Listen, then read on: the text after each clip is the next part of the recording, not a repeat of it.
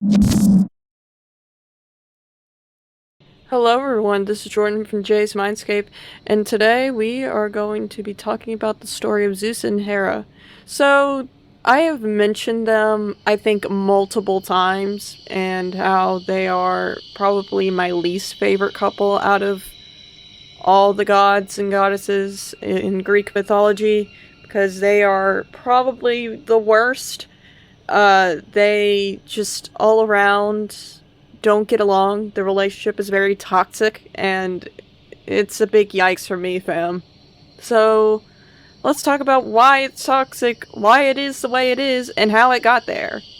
So, first of all, Hera and Zeus start off with a amazing start, which was Zeus continually asking Hera for her hand in marriage, and her saying no, repeatedly.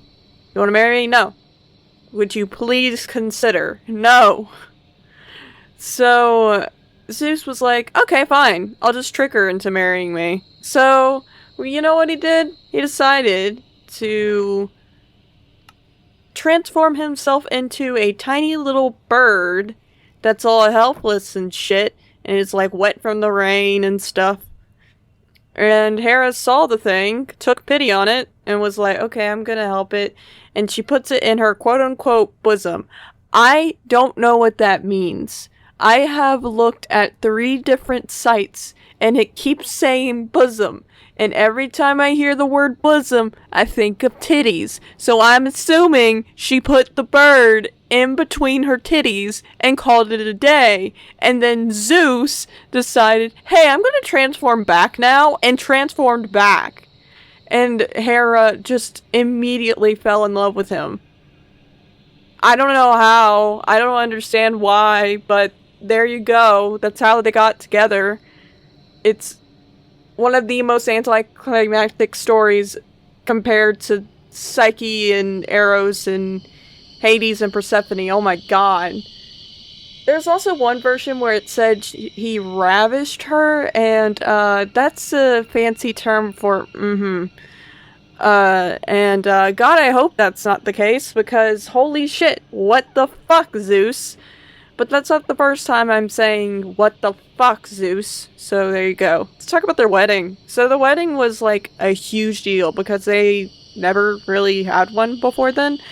And it was the first of its kind. It was like full of feasting and dancing and singing and the whatnot. It was a good day, honestly. It was a good, fun day.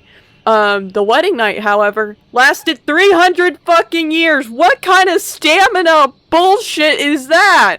I would like to know. Is that what it's like to have the stamina of a god? Because Jesus Christ, I know a few people who could use that.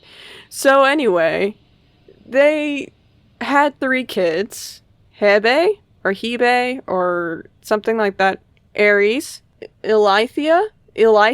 We're gonna call her Elithia, which is the goddess of childbirth. Hebe is the goddess of youth, and Ares is, of course, the god of war. I think next time we talk, we're gonna talk about Ares and Aphrodite, because that one's an interesting story, and I like it, I guess. And I don't know. If you have any requests, please put them down in the comments. I've already done a few, so make sure I haven't done it yet, but I have already done Eros and Psyche, Persephone and Hades, I did the story of Myth, I did the male lovers of Apollo, and that's it so far. The series is still very young, so now is the time to get your requests in, if you have any. And again, I'm not going to do very long ones, because I do want to keep this series like 10 minutes or so, or slightly over 10 minutes, because I like having bite-sized content that's like easy to chew on and swallow. Anyway, I worded that in the worst way possible, but that is it. That's all I'm going to talk about for them, because by the look of this site that I'm currently looking down, I'm scrolling down and it lists several lovers of Zeus during their marriage, and I think that's a totally different video altogether. Zeus, just did his thing, honestly. He wanted a girl, he went after her, and he'd normally get her. So there you go. And then Hera would find out about it, probably turn them to an animal, and call it a day. It, it's just not a healthy relationship, and it's honestly sad. So rip them, I guess.